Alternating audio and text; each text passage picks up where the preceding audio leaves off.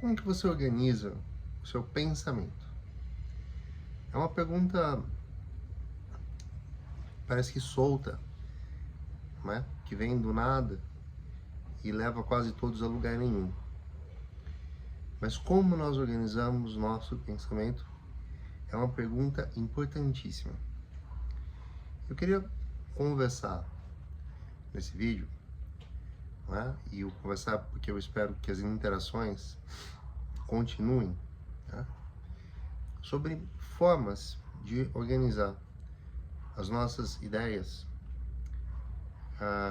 tudo aquilo que vai sendo carregado conosco, e escola, leituras, televisão, filmes, né? Conversas em casa com os professores, os debates, como tudo isso se organiza.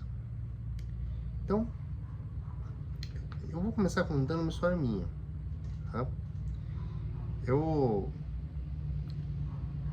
tenho uns momentos, assim, uns insights, ideias na minha cabeça. Eu gosto de transformar minhas ideias em algo.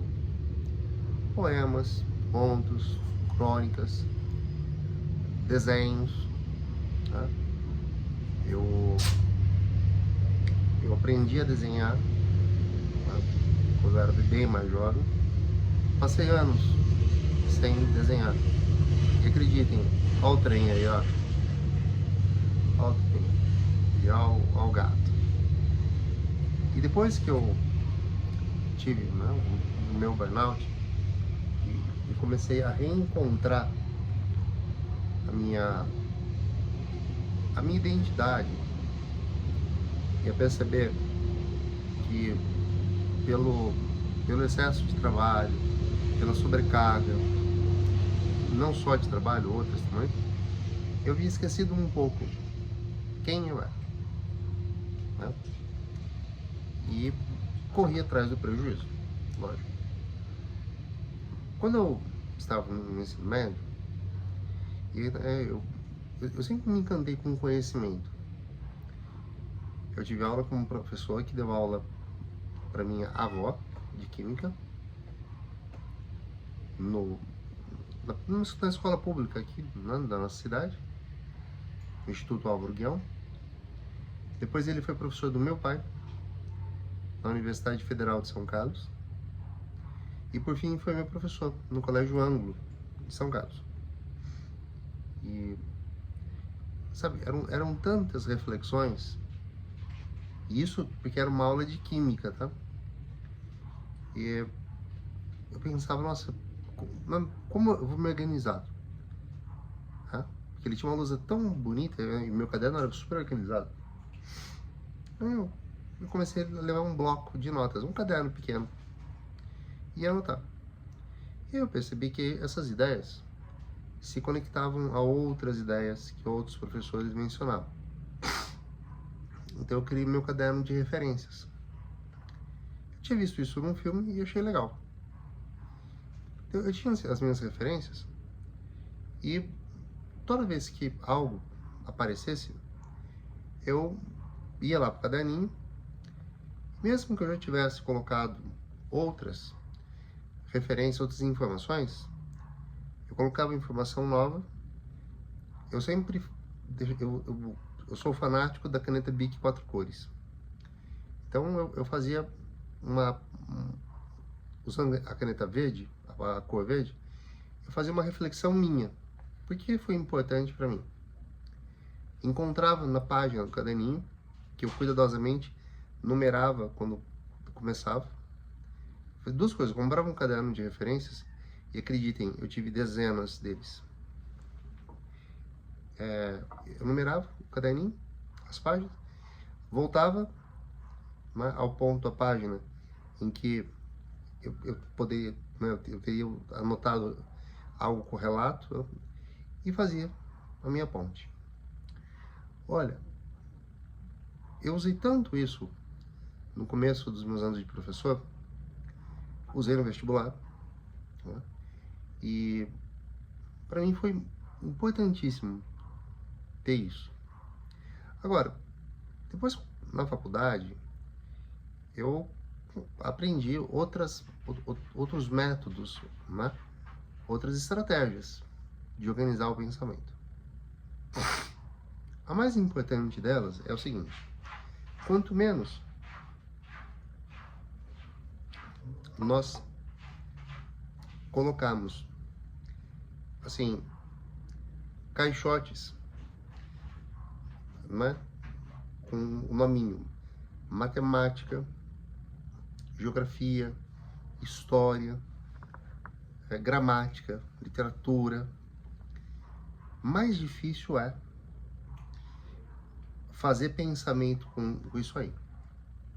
Porque pensem que há 3 níveis importantes. Existe a informação. Eu posso te dar uma informação. Tá? Por exemplo, a informação de que quando congeladas, as substâncias, né, a matéria em geral, fica mais densa. Portanto, ela diminui de volume. Mas há 2 exceções: água e prata. Essa é a informação. O conhecimento é uma aplicabilidade prática daquilo que vai fazer diferença na sua vida.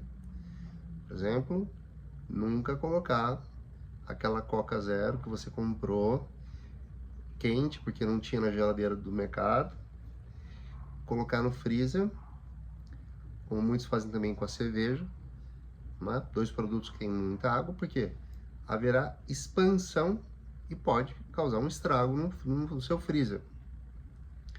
Então, eu apliquei. Agora, o pensamento envolve questionamentos, envolve correlações que podem ser de natureza mais objetiva, tá?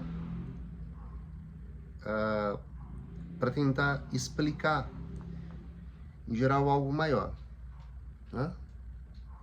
Vou tentar dar um exemplo.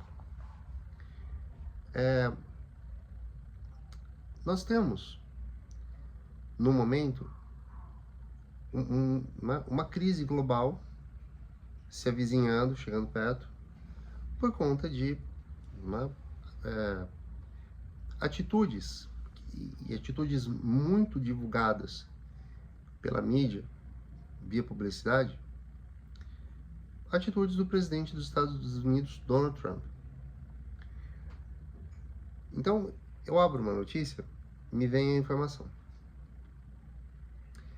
No dia seguinte, me vem a informação de que o que ele disse que ia fazer ontem, não fez. Me lembra um pouco de Raul Seixas, né? Eu sou agora o oposto do que eu disse antes. Eu prefiro ser uma metamorfose ambulante. Trump, uma metamorfose ambulante. Mas ele é maluco, ele vai causar, né, um estrago no planeta. Aí eu trago uma outra informação. O presidencialismo norte-americano não é de coalizão como o nosso. O presidente pode, né, emitir decretos executivos? Pode, claro.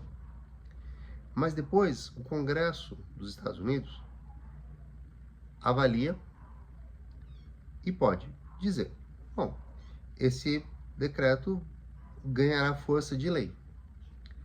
Mas lá é complicado, porque em Washington, né, o poder do presidente está no que se refere à Constituição. Porque cada estado tem a sua lei.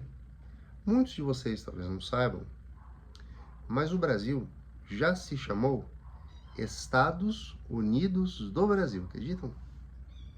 Hoje é a República Federativa do Brasil. Naquele passado, né, cogitava-se ter uma república organizada de forma confederativa. Qual é a diferença de República Federativa do Brasil? Que funciona como um Estado democrático de direito. Quer dizer, é uma república federativa em que os estados estão todos, né, conectados por leis federais. Numa confederação, a lei máxima, lex máxima, é a Constituição. Mas cada estado confederado tem sua realidade. Por exemplo, um imposto como o ICMS, Imposto sobre Circulação de Mercadorias e Serviços, e hoje, quando vocês vão no supermercado, naquela plaquinha amarela que tem o valor dos produtos, diz o quanto do produto é imposto. O ICMS segue uma regra, porque nós temos no Brasil um sistema de partilha.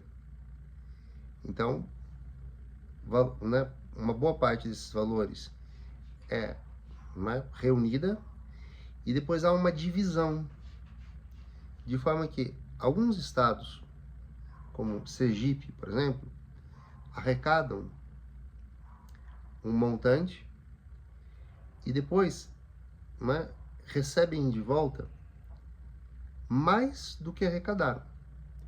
Por um princípio programático, quer dizer, a cada ano vai melhorando, né, essas desigualdades, um princípio programático de que precisam mais. O estado de São Paulo, logicamente, o que mais arrecada, quando há a partilha, recebe menos do que enviou. Para um país com o nosso perfil de grandes desigualdades, penso eu que uma confederação funcionaria melhor. Mas a decisão foi tomada no início dos anos 90 com base num plebiscito, numa consulta popular, certo? Por que eu estou falando tudo isso? Porque se eu tenho na minha mente o diálogo constante de informações que amadureceram para conhecimento e que agora me permitem conectar conhecimentos e pensar. Bom, né, Trump já governou os Estados Unidos. No comecinho do governo dele, né, os 100 primeiros dias, ele assumiu no dia 20 de janeiro, passaram-se 11 dias em janeiro, mais 28 dias em março, já estamos em 40 dias, 39 para ser exato. Abril, né, acrescentem mais 30, quando ele terminar, né, abril. Quer dizer, lá por maio, que ele terá 100 dias completos.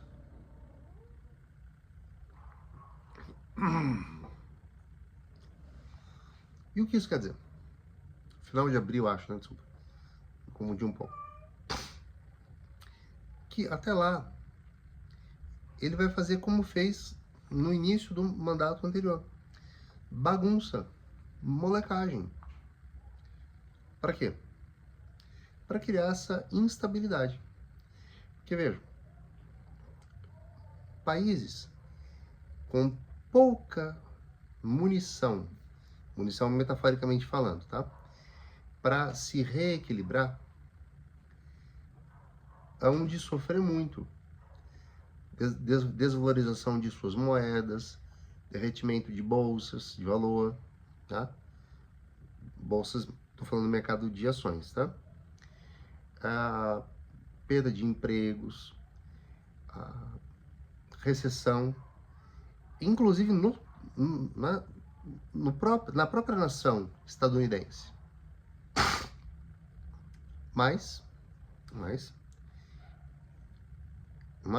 há por parte dele a convicção de que a força econômica, né, daquela grande nação, que ele quer que seja, né, grande como fora outrora, permite-lhe esticar a corda e levar os seus oponentes, porque ele vê os outros países como oponentes, oportunistas, que impedem que a América seja grande de novo. Tolice, né? Que tolice. Porque se há uma lógica que efetivamente tem sentido é a de que nações fortes são garantidoras de nações não tão fortes assim, como tem sido, né, nos últimos 70, 80 anos. Então, meus caros, eu proponho que nós façamos aqui um mapa mental, certo? Um mapa mental, ele pega a ideia-chave de um tema, e se houver mais de uma ideia-chave, é o caso de encontrar uma conexão entre elas e faz um círculo, assim, né, no meio da página, de rascunho, ou de onde são ali os textos motivadores, e começa a organizar.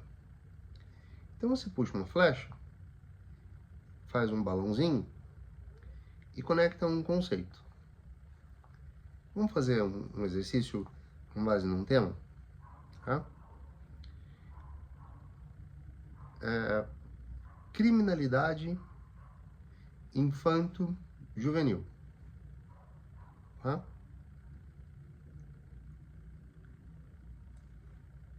Querem parar por aqui? Ou criminalidade infanto-juvenil na sociedade brasileira contemporânea. Ficou mais bonitinho. Começo a análise pensando. Puxo uma flecha e escrevo um balão. Qual é a dimensão do problema? Lembre-se. Se você não sabe, não diga. Mas nenhum examinador faria um tema bem feito não colocando uma estatística. Estatísticas devem ser lidas. Então, um infográfico seria ótimo para uma coletânea como essa, mostrando qual é o perfil, né, do criminoso. Vou falar criminoso, mas ele é, né, um menor infrator, tecnicamente falando. Então, qual é o perfil do menor infrator no Brasil? Em qual crime se envolve predominantemente? Qual é a gravidade desses crimes?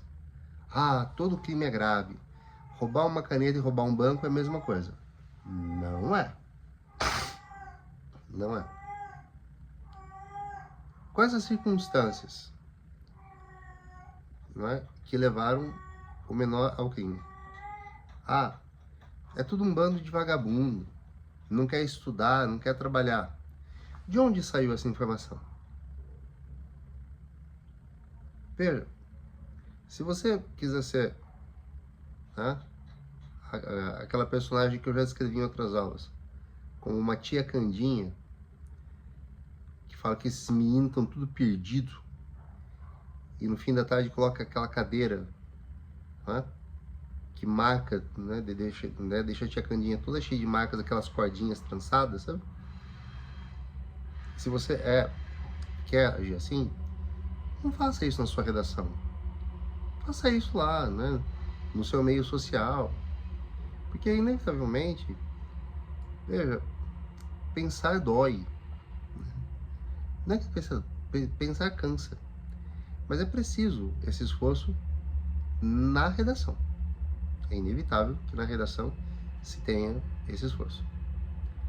Então, a realidade com a qual nós nos defrontamos pode ser descolada daquela realidade que nós gostaríamos que fosse verdade. Como assim, Thiago? Gostaríamos que fosse verdade. Nós, né, temos muito material para afirmar que a visão estereotipada ela funciona como uma espécie de analgésico social. Agora, nós não gostamos de ser desmentidos para nós mesmos. Então, quando há uma estatística que sinaliza, ó, o menor infrator tem um papel muito localizado, grandes cidades, e eles são vítimas de do grande criminoso. Não muito diferente do que ocorre, eventualmente, dentro de lares de classe média alta ou alta, mas com crimes de outra natureza. Aí começa aquele assunto ficar espinhento. Tá?